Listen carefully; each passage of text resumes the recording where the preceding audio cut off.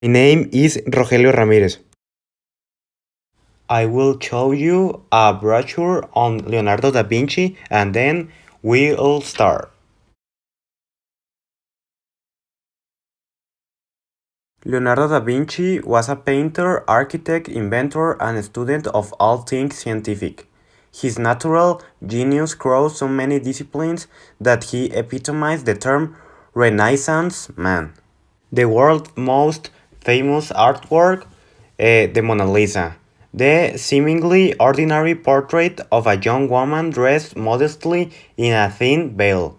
Somber colors and no jewelry might also confound its viewers, who may wonder what all the fuss is about.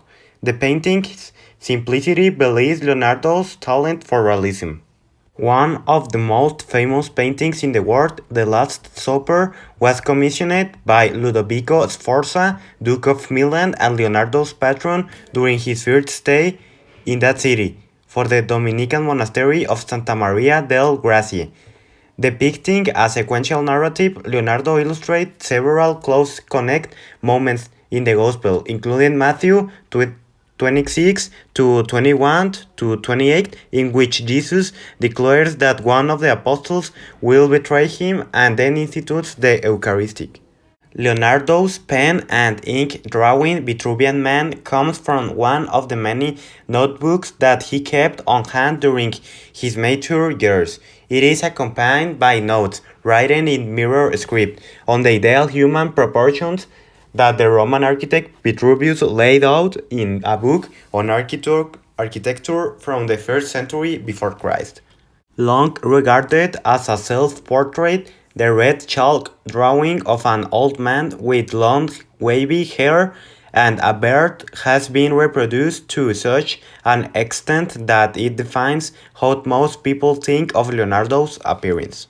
Based on stylistic evidence, many scholars consider the painting The Virgin of the Rocks in the Louvre the first of the two paintings that Leonardo made of an apocryphal legend in which the Holy Family meets Saint John the Baptist and they flee to Egypt from Herod's massacre of the innocents.